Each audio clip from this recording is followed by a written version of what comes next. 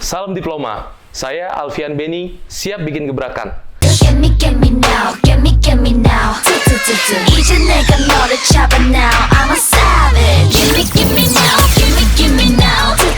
너야만이 보여 네 약점 알고리즘. Give me now, give me now. 나 아이싱 그 방에 말고 꺼져 savage. Berawal dari kecintaan saya terhadap produk jajanan khas Indonesia, di mana pada tahun 2017 saya melakukan riset terhadap produk roti bakar khas Bandung. Saya lihat ternyata roti bakar khas Bandung ini masih memiliki harga yang relatif rendah ketimbang produk-produk lainnya yang sejenis seperti martabak atau pukis. Dan di situ saya melihat juga di daerah Bali ternyata banyak banget brand-brand luar negeri yang digemari. Dan saya melakukan riset terhadap produk yang namanya roti bakar khas Bandung. Saat itu saya melihat ternyata roti bakar ini memiliki potensi yang cukup besar untuk dikembangkan.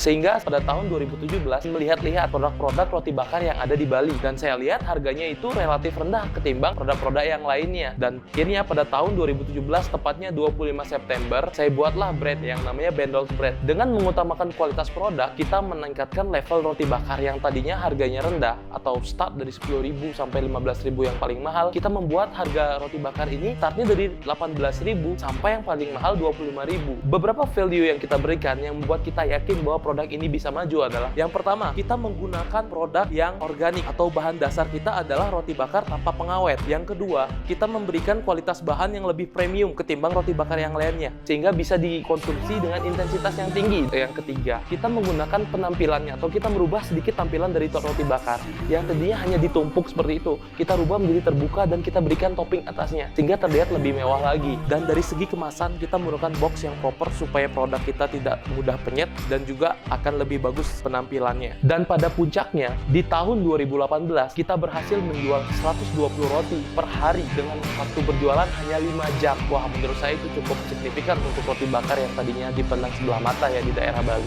Pada awal memulai brand ini, Bendol's berfokus kepada penjualan produk langsung ke customer. Tapi seiring berjalannya waktu, pada tahun 2019 akhirnya Bendol's memulai melakukan B2B atau kita membuka kemitraan sehingga orang-orang dapat bergabung dengan brand kita. Dengan demikian, dalam waktu kurang dari 1 tahun, Bendol's berhasil membuka 25 cabang yang tersebar di daerah Badung dan Denpasar. Sehingga kita memiliki beberapa penghasilan dan menurut saya ini cukup beragam ya. Mulai dari penjualan di outlet kita sendiri yang kita kelola, dan kemudian ada royalty fee, kemudian ada lisensi fee, dan yang terakhir adalah supply fee, di mana pada saat itu 25 cabang itu semua kita yang supply bahan-bahannya. Pada tahun 2020 saat pandemi, itu terjadi kemerosotan atau penurunan cabang yang kita miliki. Dari 25 cabang yang kita miliki, menurun hingga hanya 3 cabang yang kita kelola. Kemudian pada saat itu kita berpikir untuk memberikan inovasi baru dan akhirnya kita membuatlah sistem baru yang namanya kemitraan pasif, di mana saat kemitraan pasif kita jalani,